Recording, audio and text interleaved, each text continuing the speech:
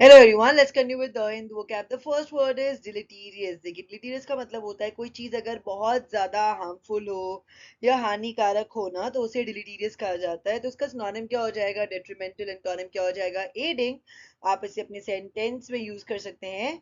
The chemical is deleterious to the environment. देखिए अगर आपको ये वर्ड याद रखना हो ना तो उसके लिए आप एक ट्रिक भी यूज कर सकते हो। देखो कोई भी चीज अगर ना हार्मफुल होता है लाइफ में तो आप उसको क्या करोगे? अपनी लाइफ से डिलीट कर दोगे। तो हार्मफुल है तो इसलिए डिलीट करे तो इसलिए deleterious. Next one is deja vu. Deja vu का मतलब होता है कोई ऐसी चीज आप देखते हैं या सुनते हैं तो आपको लगता है ये मैंने पहले भी देखा है या पहले भी ना महसूस किया है, तो उसे डेजावू कहा जाता है। यानी कि a feeling that one has seen और हर्ड समथिंग बिफोर, पहले भी महसूस किया हुआ। आप इसे अपने सेंटेंस में यूज कर सकते हैं। I entered the room and immediately felt a sense of deja vu. The next one is abrupt. Abrupt का मतलब होता है कोई भी चीज अगर ना सडन है या अनएक्सपेक्टेड है यानी कि ना आकस्मिक है तो उसे ही एब्रप्ट कहा जाता है। तो उसका सिनोनिम क्या हो जाएगा? अनएंटिसिपेटेड। एंटोनिम क्या हो जाएगा? एंटिसिपेटेड। आप इसे अपनी सेंटेंस में यूज कर सकते हैं।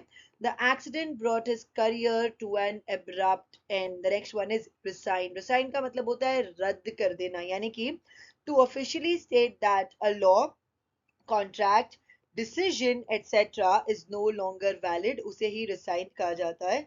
तो इसका सिनोनिम क्या हो जाएगा? एनल। एंटोनिम क्या हो जाएगा? अप्रूवल। आप इसे अपने सेंटेंस में यूज कर सकते हैं।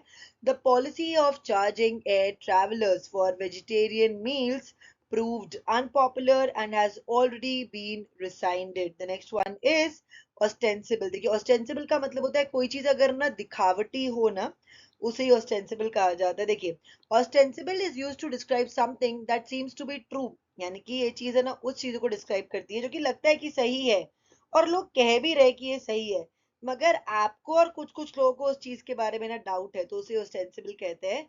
तो इसका सिनोनिम क्या हो जाएगा? apparent। आप इसे अपने सेंटेंस में यूज कर सकते हैं। The ostensible purpose of these meetings was to gather information on financial strategies. The next one is combat। combat का मतलब होता है लड़ाई, यानी कि a fight between two people और थिंग्स, उसे कॉम्बैट कहा जाता है। तो इसका सिनोनिम क्या हो जाएगा? कॉन्फ्लिक्ट। एंटोनिम क्या हो जाएगा? अग्रीमेंट। आप इसे अपने सेंटेंस में यूज कर सकते हैं। The film explores the combat between good and evil। The next one is pursuance. देखिए परसुएंस का मतलब होता है जब किसी चीज के पीछे पड़े होते हैं ना उस चीज को अचीव करने के लिए, उसे ही परसुएंस कहते हैं, यानी कि the act of trying to achieve something.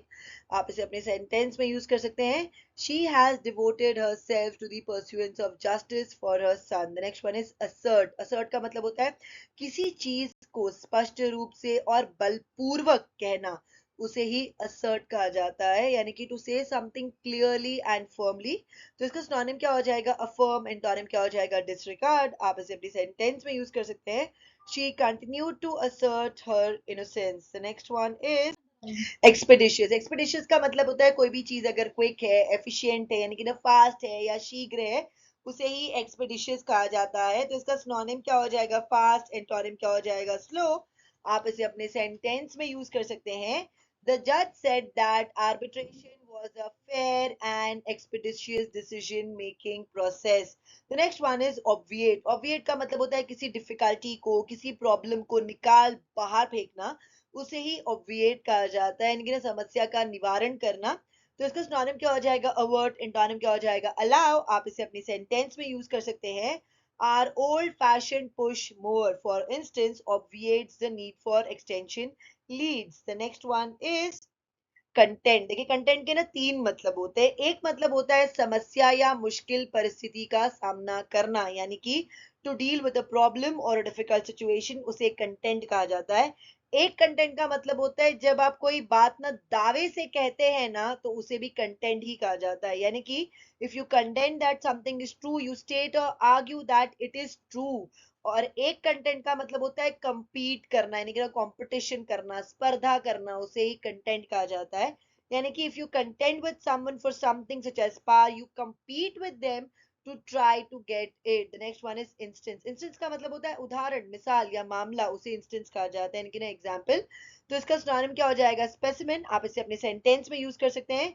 There have been several instances of violence at the school। The next one is decade। decade का मतलब होता है 10 वर्ष की अवधि, यानी कि a period of 10 years, उसे ही decade कहा जाता है। The next one is deem. Deem का मतलब होता है to have a particular opinion about something, उसे डीम कहा जाता है, यानी कि किसी बात को विशेष रूप में समझना या मानना। तो इसका सिनोनिम क्या हो जाएगा? कंसिडर। एंटोनिम क्या हो जाएगा? डाउट। आप इसे अपनी सेंटेंस में यूज कर सकते हैं। The area has now been deemed safe. The next one is mandate. Mandate का मतलब होता है the power that is officially given to a group of people to do something specially after they have won an election, यानी कि ना वो power जो एक ग्रुप ऑफ पीपल को दिया जाता है कुछ करने के लिए, स्पेशली तब जब उन्होंने एक इलेक्शन जीता है, उसे ही मैंडेट कहा जाता है, यानी कि ना अधिदेश। आप इसे अपनी सेंटेंस में यूज कर सकते हैं। At the forthcoming elections, the government will be seeking a fresh mandate from the people.